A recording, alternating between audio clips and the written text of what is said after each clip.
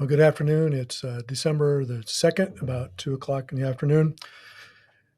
It's Mike O'Day from StoneX. I haven't done a wheat outlook for a while, so thought I'd go ahead and get one done here. I've got a couple outlook meetings to do in Montana in a couple days and start the whole circuit of doing producer meetings and outlook meetings. So it's time to put together a wheat outlook. I've been putting one together about every month, and honestly, there hasn't been anything really too much fun to talk about on the wheat market.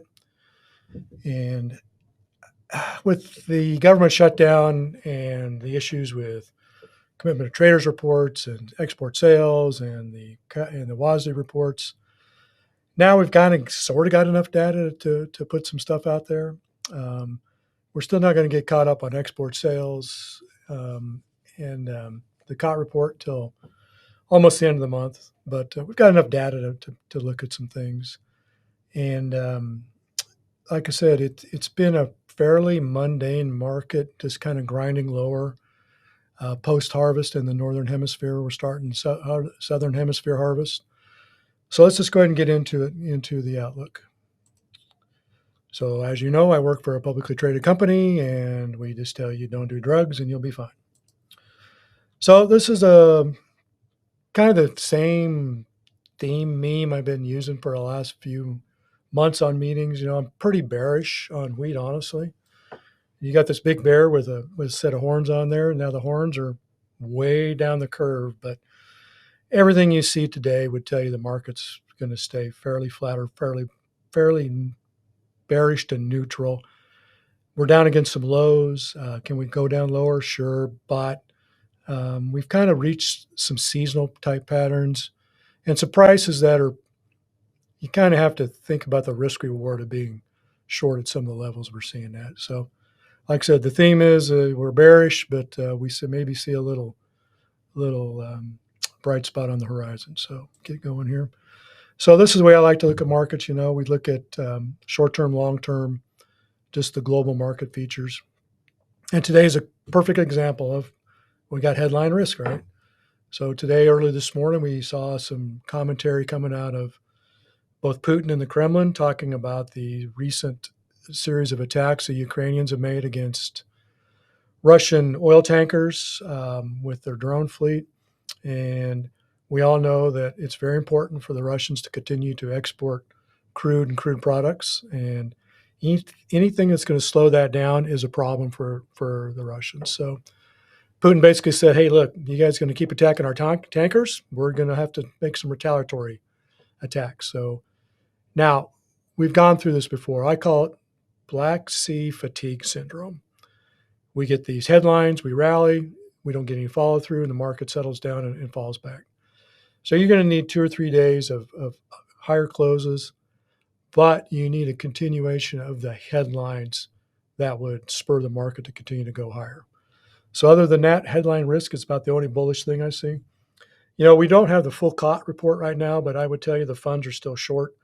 We can see the Matif positions because actually the Matif puts their fund report out versus us, who has to wait for the government. I think it'd be a fine way for the CME to spend a little money. We send them every month to put these reports together, but that's a different topic. But I think right now you could call them neutral. They were bearish for a while. They did a little short covering. But clearly, to get the market to move higher, the funds have to be long, and they are not. Like I said, global supply is bearish. Those hemispheres bearish.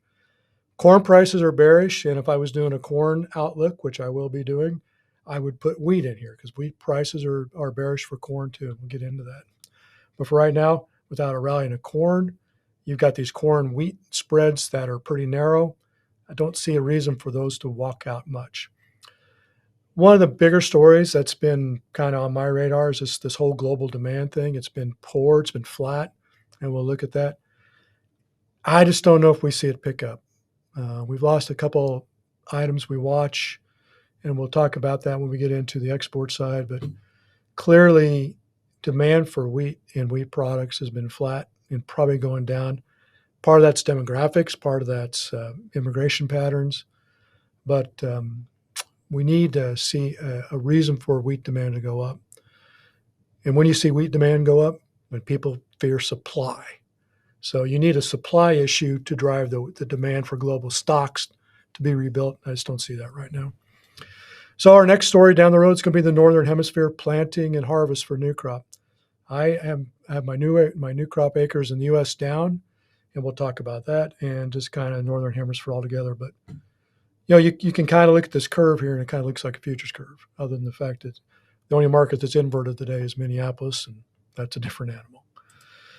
So let's talk about market structure. We got our angry clowns. You'll see that's a theme through all my AI generated memes here. AI does a great job of drawing pictures. It's just regurgitating what we already know, but just faster. So is AI the end all? I don't think so, but it does make your job a little easier. So actually, we should be looking at the bot side of it. Algorithms are driving this thing. The funds are driving this thing. How much of that is driven by computer? Most of it. We all know everything goes electronically into the order system, but how much of these orders are generated by algorithm, especially on the fund side when it comes to momentum, is clearly driving the markets.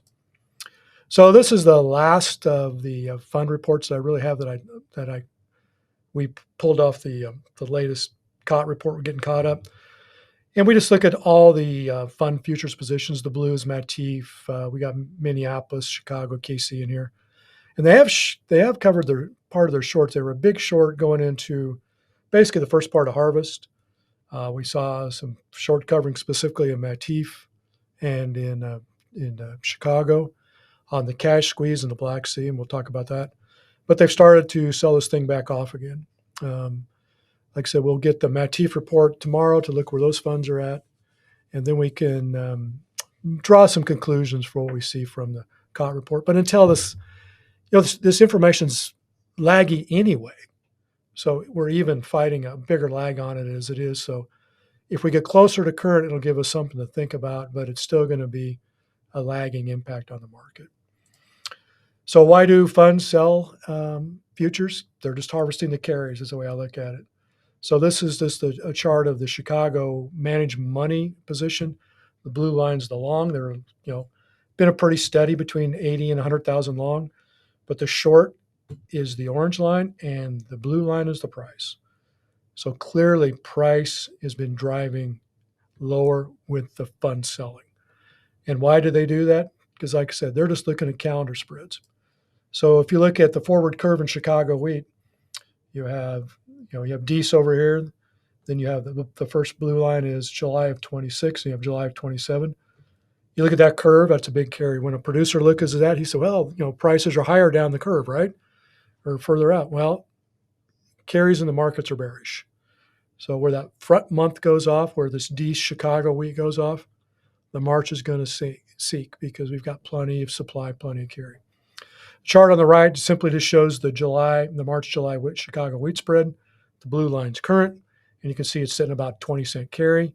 So if a fund is going to be short the March, he's going to eventually have to buy that back and roll it to the July. Well, the July's at a carry.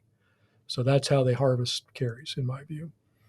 The only way you get rid of this type of market environment is to invert the futures, and we're not there.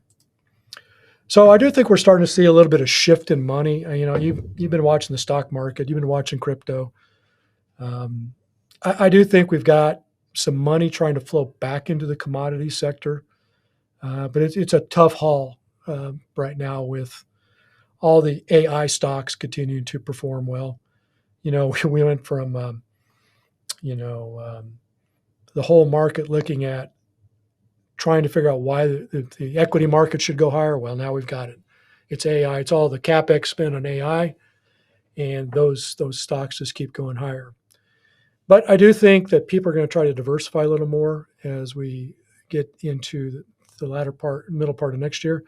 And you can see both our index, the blue, the Bloomberg in the green, and the S&P, they all tipped up right after kind of wheat harvest.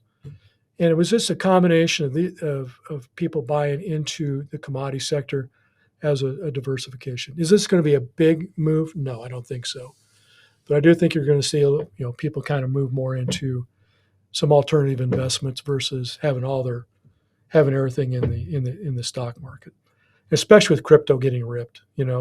People that were in those markets are suddenly going to start looking at harder assets, whether it's precious metals, whether it's base metals, whether it's grains and oil seeds. I think you're going to see a little diversification come into the market. Talk about currencies real quick. It's kind of interesting. I look at this chart about every month when I put this together. And so this is Kansas City wheat versus priced in dollars versus priced in rubles. And I circled on this chart back in kind of that early part of the year where we saw the ruble strengthen up, and we saw prices actually see the U.S. wheat trading at a discount to Russian wheat, specifically kind of that April, mainly May, June, July timeframe, when we saw Black Sea values, whether it's Russian and EU values, all firm up because everyone was short those markets. They had to come in and do some short covering, and that drove the cash markets higher. So as the cash markets went higher in the Black Sea and in the EU, the U.S. markets did not follow. In fact, its futures were actually trading downward. But I just like to show this chart to show the relationship between the currency values of specific wheat contracts. And you look at Minneapolis, it's clear that the Canadian farmers got a big advantage with the cheap currency. So that spread's been pretty wide. So it's keeping that Canadian farmer planting more wheat, right? He's going to plant as much wheat as he can because as long as Minneapolis futures stay at a relative value for the U.S. farmer, it gives him a premium for what he's selling up in Canada. And of course, when we look at any type of chart, we have to say correlation does not imply causation. When the ice cream sales go up in the summer, shark attacks go up. It's just a good way to think about what we look at on these charts doesn't always happen for the reasons we think it happens. Quick look at world wheat outlook. A couple things here. This is a change from crop year last year to this year on production side globally. You had an increase of 37 million metric tons, only a -1. So a balance of 36 million tons increase in wheat production, mainly in the EU, but in Russia, India. This Argentina number is going to get bigger. Australia is going to get bigger, I think. But you can clearly see these are exporters, right? India is not an exporter, should be an importer in a few years. But everybody else pretty much is an exporter. And this is the first time in 6 years that we're actually going to see global carryout go up. So ending stocks and production kind of move together. And this year we're finally starting to see production outpace demand from the previous few years. It's always good to think about how much wheat, who grows how much wheat. EU 70% of the global production, Russia's 10, and the US is 6.5. So you think about the U.S. being 6.5, and how much of that production is soft wheat? 2%. And the world futures markets are driven off Chicago wheat futures. So you've got 2% of the global production driving futures. It's a good question to always ask people. How much wheat do you think actually hits the futures market? I would tell you less 10 or 15% globally, maybe 20% globally. Everything else is flat price. So when you think about the wheat market and futures, there's a real disconnect between the flat price cash markets and the futures markets already. Looking at some FOB prices, a real busy chart, but you can see back in kind of that early August timeframe, early June, July, August timeframe in the circle here, you had that squeeze in the cash markets in the Black Sea and in the EU, and it put U.S. wheat very competitive. We started doing a lot of export business. Q1, Q2 exports are going to be really good for the U.S. We're running ahead of the pace of the USDA, but you can look at the latter part of this chart. Look at the blue line here down at the bottom. That's Argentina. Argentina's going to have a massive crop. I think the USDA's got them at 23 or 20, I can't remember, 24. But we think the crop's closer to 25 to 27, but it's low pro. So as we are influenced by the production numbers to drive futures down, what's that going to do to the cash markets and the basis and premiums later in the market? But you can also see how Russian wheat's kind of gone flat. You've got hard wheat and soft wheat both rallying, and that's led by futures. But it's mainly the Argentine wheat going down that's been driving global FOB prices. Like I said, we for 3 years in a row, we saw our major exporter carry out to use decline. It's up significantly this year. A few years ago, I was making these charts up myself because I wasn't real comfortable with the USDA data. I think they're pretty close now. We can round off, we can take what we think's going on, but I think in the bigger picture, the USDA numbers are actually fairly good today to look at. So you look at major exporters. The red's Russia, the green, the gold is the EU, and green is Ukraine, and the blue is Kazakh. So you can see they're the major exporters. Continue EU, Russia. I put the U.S. and the Canadian up here. Canadian exports are doing very well the last 3 or 4 years. But we've got a nice pickup in U.S. exports, and it's mainly because of flat price, right? Futures did the work of pushing U.S. wheat down into values that made it attractive for the export market. Kind of a fun chart I had the guys put together in the research group. So we just wanted to look at, we all know the story of the growth of Russia net wheat exports. It's a combination of doing away with collective farming, getting away from communism, more capitalism, more acres going in, better farming methodology. But the big thing for me has been when you look at the value of the ruble at almost 50 cents to the dollar to where it's at today, about 10 cents on the dollar.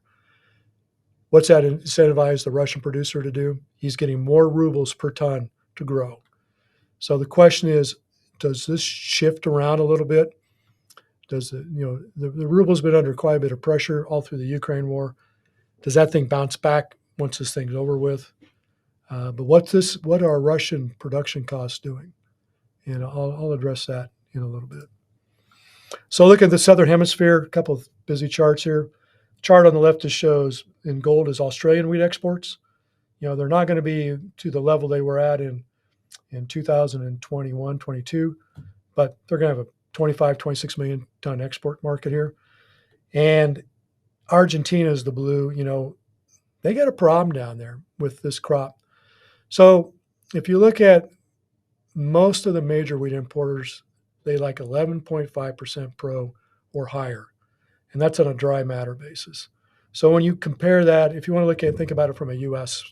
Trader, an 11.5 on 12 moisture where we put our protein values in, that's about a 9. So do we have a low protein crop that's going to have limited use in the mill market? You're still going to see a lot of exports into Brazil. This fits pretty well into North Africa, several different markets that don't really need a higher protein wheat. But it will keep Argentine wheat out of Mexico. I was concerned about maybe losing some export share to our Mexican business to Argentina or to some of the other Latin American countries. They all like 11.5 hard wheat. So if they can't even make an 11, they're not going to be able to make even. They would need a 12.50 to compete with U.S. 11s. So you look at the top right chart. That's just Australian production and use and ending stocks. Probably going to be close to the second. Well, it can probably be the third largest crop on history in Australia. So their carryout stocks are going to build. They're going to have to continue to compete into the Asian markets, not only on milling wheat, but on the feed wheat side. Argentina, if you look at Argentine wheat values today, they're quoted for this low pro stuff under $200 a ton. That's cheaper than corn. I think the Gulf corn this morning was $210, $215, something like that. So you've got Argentine wheat that's going to have to work into the feed markets, mainly into Asia. So that's going to compete with U.S. corn. But they're going to have a record crop. It's going to be closer to 25, 26 million metric tons, which will be record. But everybody, we all realize when you get big wheat yields, you lose quality. But it's interesting to think about, Argentina and Australia are probably going to be closer to 60 million metric tons of production. So you think about that 7-8% of the global production, but they're 18% of global exports. It just shows they don't have the domestic consumption against what they grow. And that's a trend that we're probably going to start to see change around. We're seeing that in corn and soybeans specifically, where exporting countries are developing more domestic consumption. Like in the U.S., we've got ethanol, we've got biodiesel, we've got RFS. You've got the same thing going on in Brazil. That's probably going to be a growing trend globally where domestic consumption has to take a bigger part of production, or the production's going to have to go down. So something to think about. So let's move on here. I like this little chart. It's a good gauge of kind of where we're at. So this is just wheat domestic use year over year change. You can see our big spike up. That was COVID, right? So I think about this as stocking. We were stocking supplies in COVID. Then we slowly started to destock. We've been just maintaining this kind of average where we're at. But always look at the years where you get a decline in use. You always get a jump up in the next few years because you pull down stocks, then you have to restock. So are we going to get back in one of those restocking modes? So if you look at major importers, so this is major importers production versus imports. Major importers are Bangladesh, Brazil, China, Japan, North Africa, Southeast Asia, and Middle East. Basically, everybody that has to import a lot of wheat. You can see their production's real flat. That's why they have to import. But you can see this import line dipped down last year, and it's firmed back up a little bit this year. But this data is not complete. So the one thing I want you to take out of this chart, this is domestic consumption versus imports. It's gone flat. We built up this demand base in these importing countries via imports. You could see that domestic consumption was growing steadily, almost linear, but it was because of the imports, right? Now that we've gone flat, do we see this domestic importer consumption pick back up, or is this demographics? Is this change in diet? Is this just cost? Without a pickup in demand, these wheat markets are going to struggle without weather issues. Now, the one interesting thing is we are pulling down carry out to use in these importing countries. That's a combination of high commodity costs, high interest costs, shipping. They're keeping their stocks at, I wouldn't say just in time inventory, but it's pretty close.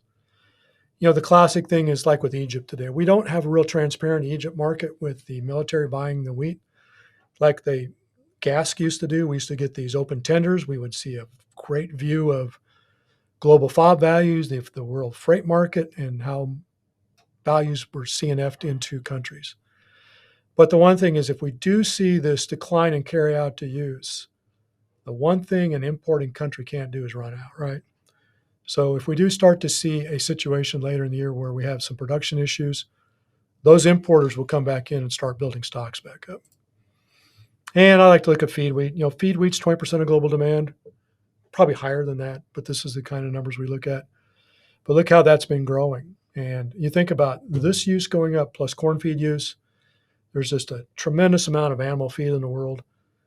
Also makes you pay attention to what corn production does globally and how logistics are working on feed grains. Look at U.S. wheat real quick. I don't have a lot here. Basically, these are just the acres. You can see everybody knows this story. Corn and beans, everyone's growing corn and beans. So U.S. wheat harvested planted acres have been going down. I'm looking for acres to be down again this year. So this is my look at beginning stocks and production, ending stocks and production, and beginning stocks for U.S. wheat. I'm looking for production to be down next for the 26 crop. I've got lower acres. We'll look at that. But beginning stocks and ending stocks are probably going to be flat. So we don't have a problem here. If we get a problem, it's going to have to be globally for a supply side issue for the coming crop year. So if you look at food use, the blue line is food. It's just been flat. Green is how we get rid of excess supplies in the U.S. That's exports. And you can see we've got exports back up this year. I've got exports a little higher than the USDA. I think I'm at 950 in my balance sheet. I think they're 900. But I do have exports coming down next year with regular crops. But we'll just have to see how things evolve for the production side of the 26 crop in the Northern Hemisphere. Feed use is flat too. So the good story this year has been exports. This is from last week's export inspection report. You can't look at sales. It's too laggy, but export inspections is a good view of the market. And you can see we're running ahead of pace. We've had some pretty big weeks. But I think it's interesting to look at who's buying wheat this year. So this bottom chart on the right, this is wheat year-to-date exports by destination port. So Mexico is number one, as it has been, and the brown is rail, blue's water. But then you got Philippines, and you got Nigeria. Nigeria is a good story because U.S. hard wheat and soft wheat is displacing Russian. Now the Russian lineup, I've only seen a couple of cargoes lately that were going into Nigeria, and I saw one handy that was destined for Mexico. So we've kind of got Russian wheat out of Mexico, Russian wheat out of Nigeria, not completely, but hard wheat is taking that business. But the interesting one is I don't have it on here, but so you got Colombia, Venezuela. It's on the hard wheat stuff. We'll look at that. So you can see it's our traditional buyers, though, when you think about Asia and the PNW, the green bars, Philippines, South Korea, Japan, Indo, Taiwan, Vietnam. Vietnam's been a pickup, mainly from Black Sea wheat. And we'll look at Bangladesh when we get into hard wheat. But you can see the numbers up here. We're running 50 million bushels ahead of pace on export inspections, which is, to me, more important to watch than sales. So you just look at total production versus use. We're actually we've been producing less wheat than we've been using. Last couple of years, it's kind of been flat. And next year, we're probably going to look at production down a little bit, and we're going to use more, so we'll start pulling down carryout again. This is just some production maps from the small grains final. You can see where production was up. Kansas at 347, Montana had a good hard wheat crop at 100. You had kind of mixed soft wheat. Some states were up, some states were down. But overall, production was up 47 million bushels on winter wheat. Springs, they were down 47 million year over year. Big decline in North Dakota. Montana was a pretty good swing state this year for acres. It will be again this year for springs.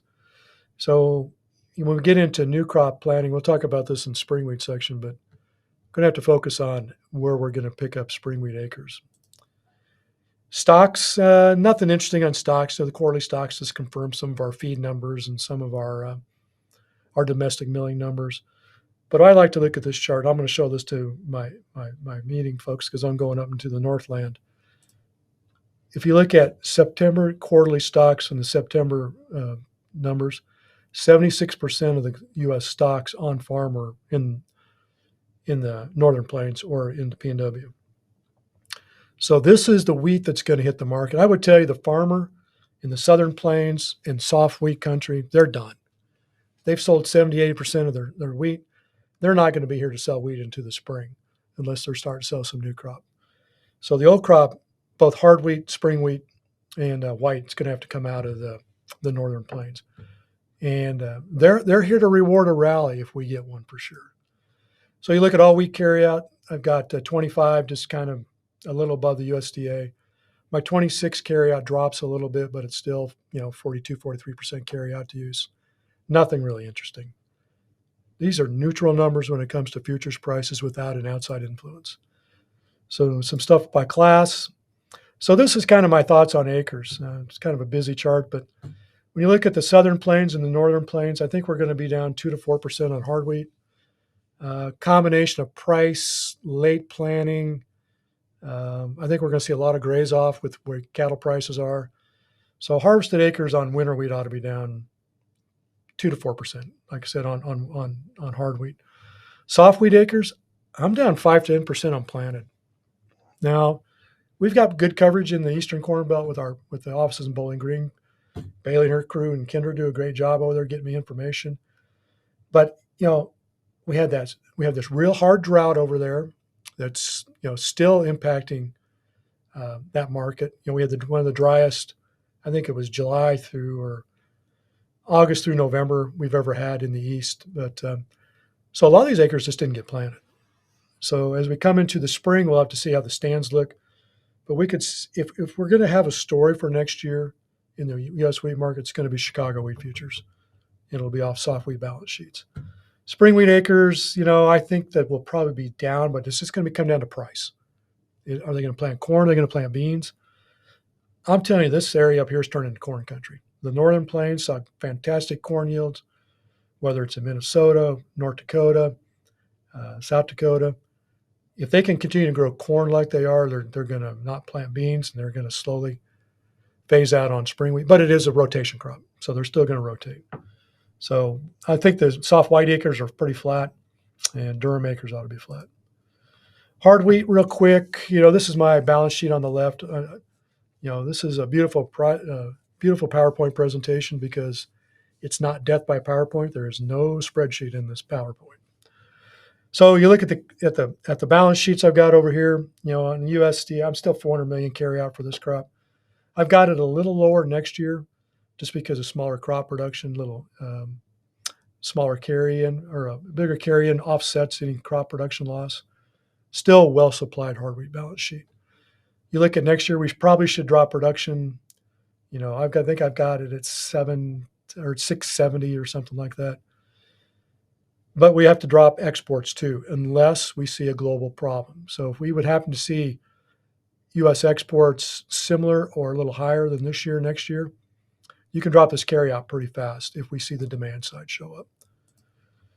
So the one interesting thing is we've been looking at these hard export sales reports, and we like to look at it from a statistical point of view. Is we take year-to-date sales, look at where they were at the time of year for final sales. We can kind of get a pretty good range. I've got hard wheat exports somewhere around 325 to 350 right now. So that's just a happy clown when his analysis kind of bears out what he's thinking. And I think about the export inspections. The most interesting thing on this is we know we're doing Mexico, we know we're doing Nigeria, our traditional Asia business, but we also got Bangladesh in here, South Africa. Now that was a one-off because of the late harvest on the EU and Black Sea. They couldn't get their cargo shipped to South Africa for hard wheat, so we got that business part of it. But this is a pretty good thing to think about. This is inelastic demand or extraordinary demand down here. You think about Japan, South Korea, that's inelastic demand. Our extraordinary demand down here is what's making these hard wheat export numbers pretty good. Looking at futures prices, again, I think we're at levels that it's hard to press it lower. Honestly, you get down kind of that, below 5, it's hard to press these futures much lower. The risk reward profile, if I'm a trader, is not that great. Not a great reward for the risk. And I did throw a seasonality chart up here. I'm going to talk to my producers about this. So one thing to think about here is this is September Kansas City wheat futures, seasonal highs by month since 2000. We do get a bump in February. So we get this kind of seasonal bounce here. But from a producer perspective, May, June, July is the time to sell wheat. Well, guess what? They haven't got it raised by then, right? So we have to get producers to go ahead and either sell their row crop then, but prices have dropped quite a bit, or they have to be forward contracting. If you're a hard wheat farmer, and you look at this chart, and if you're in August and you're thinking about selling wheat, you've missed the boat. So just some marketing things. Oh, let's talk about our angly clowns on the spring wheat. So we've got Chicago and Miami fighting. I do like this picture, some of my AI skills, but it's really hurt the contract. I will tell you that when you look at open interest in the contract, it's actually okay from a historical point of view, but volume's terrible. And the big thing is when the Miami contract was on Globex, you got margin relief for trading intermarket spreads. And also you had a way to trade them. You had that ladder there. You could physically just trade the spread, where today you're just trading two flat price positions. We've lost some volume there. There's still some fun activity there. But I would tell you overall, we've lost confidence in that market. They've finally got options up, but it's trade by appointment basically. Until we get a little more volume going and a way to mitigate some of this intermarket margin, I just don't know if we're going to get the volume back we used to have. Like I said, open interest is okay though, which is the interesting thing. So this is my spring wheat balance sheet. I've got production down for the 26 crop. I'm pulling it down a little bit. So carryout will drop a little bit. Basically production's flat, but we're carrying in less for my new crop, my 26. Look, 25 is pretty flat. And when you look at exports, it's been good. Philippines been buying a lot of spring wheat. Mexico, we continue to run a lot of rail wheat down there. We got that KCS CP merger earlier, 2 or 3 years ago. It's created this great corridor for rail wheat to go to Mexico. Got our traditional inelastic demand, Taiwan, Japan, South Korea, a little more to Vietnam. But exports remain pretty good. We've got a big Canadian crop we're competing with, plus a currency component. Now, the question is, what happens for new crop? Now, this is just a forward-looking snapshot on new crop values. You can look at these numbers and call BS on them if you want. That's fine. It's a reference point, right? So all I did was I just kind of looked at where corn's at, where prices are at, and clearly corn and soybeans are a much better option for the Dakota farmer than spring wheat. You need spring wheat for rotation crop, but are we going to continue to lose acres to not only corn and wheat or corn and soybeans, but pulse crops, peas, lentils, alternative crops that are available for those producers up there? So as we come into the spring, we're going to have to watch these soybean prices, because when you look at the corn soybean balance sheets, you need to shift 4, 5, 6 million acres out of corn into beans in the balance sheets. I'll be talking about that in my other producer meetings when I talk about corn and beans. But we need to shift these acres, or you can run into a problem with soybean acres next year, even with lower exports to China on soybeans. We've got this domestic demand that we're building up in soybeans, and we're going to have to shift these acres around, but it may come at the expense of spring wheat acres. Minneapolis price is the exact same thing. We're not in the lower 10% of the last 15-year range like we are in Kansas City, but we're at the lower end of the range. And you see we've got the same seasonal in Minneapolis September futures that we do in KC. You get a little bump here in Feb, but May, June, July, if you're a spring wheat farmer and you haven't got your wheat sold by August, you've missed the boat, unless you see some type of counter-seasonal rally take place. Soft wheat, I just have a couple slides on soft wheat, specifically because of the potential for the lower carryout next year. So I'm dropping my carryout back down to that kind of 100 million bushels on soft wheat, combination of lower carry in, lower production. And there is a big outlier out there. It's soft red winter wheat export sales to China. We had heard earlier that China may have bought 1 to 2 cargoes of soft wheat. They typically buy about 200,000 tons year in, year out. They've got a breakfast pastry over there that's kind of soft wheat specific, but they haven't bought anything yet. So we need to watch this when we finally do get all these export sales out, or we watch an inspections or the vessel lineups to see if we start to see some soft wheat boats show up. Because the thing is, 10, 20 million bushels normally doesn't make that big a difference. It will this year in soft wheat balance sheet for old crop, which carries in the new crop, if we have smaller acres and smaller production next year. All right, let's talk about the ugly stepchildren. Let's talk about white wheat and durum. White wheat, we've got a good export program this year. My exports are big on USDA. But you got a big Aussie crop you're fighting, so we may not see the soft wheat sales next year. Part of the deal this year, soft white wheat was being bought for feed. You had feed wheat cargoes of soft white going into Korea, into Indo, several other Asian destinations. So we may not see that feed wheat demand for soft white like we saw this year.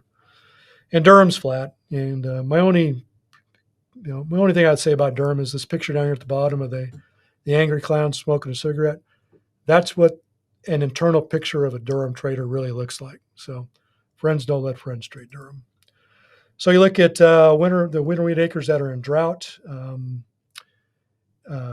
can see the soft wheat area is the area we're concerned about. Kansas is a garden spot. Oklahoma's pretty good. A few issues up in the northern plains. Pretty dry in white wheat areas too. They went into the fall, winter pretty dry out there, so have to pay attention to that crop when it comes out of dormancy. Globally, we've got some issues here, mainly North Africa, and you've got this huge drought that's ongoing in Iran, over into Iraq, into part of Turkey. This is the story to watch in the spring. If we see problems in North Africa where they have to be bigger importers, If you see problems in Iran, they have to be bigger importers. And then over here in China, this was the area that got too much rain.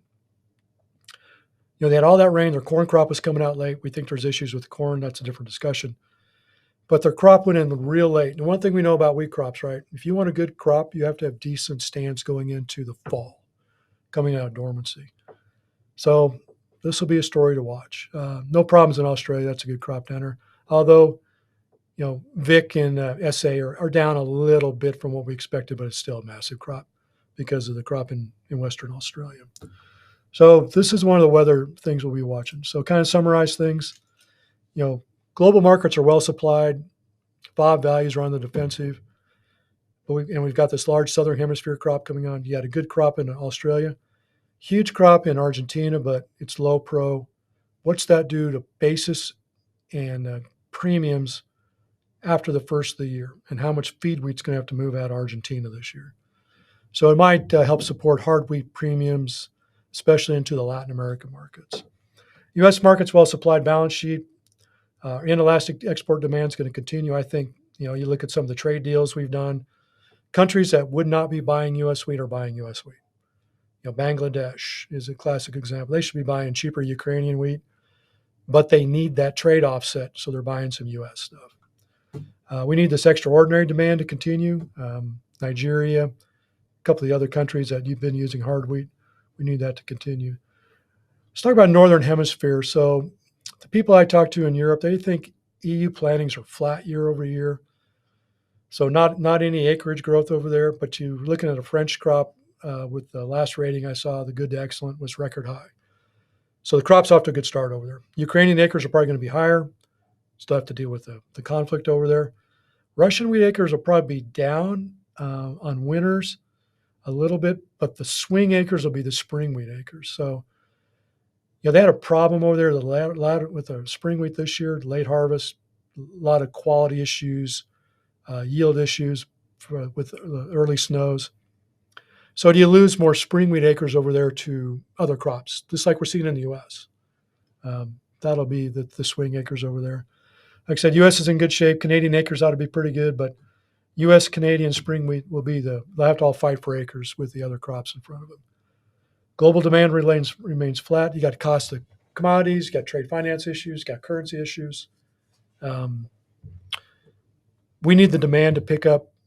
But like I said, the only reason you'll ever see demand pick up in the way I see the market today is people perceive a quality or a production issue. Quality, maybe. Supply side has to be a problem to force the importer to go from just-in-time inventory to just-in-case inventory, right? Okay. My outliers, like I said, China crop, got to watch that real close because of the late crop. Got the big drought in Iran, Iraq, Northern Africa. Will they be bigger importers this year? We've talked about the GMO issue. The genie's out of the bottle. We'll see where that goes. The one thing I do think is have global production costs started to catch up to the mean. And what I mean by that is global production costs in every crop are going up, right? Prices are not. So are we going to reach an inflection point on production costs versus profitability where we actually start to see acres go out of production? Now, that ain't going to happen in Brazil. It's probably not going to happen in places with cheap currencies. But the profitability of the producer is very important, whether you're in Brazil, whether you're in France, whether you're in Australia, whether you're in the U.S. So just have to keep an eye on that. So that's about all I got. It's gone a little longer than I thought. So if you have any questions, shoot me an email. That's all I got. Thanks.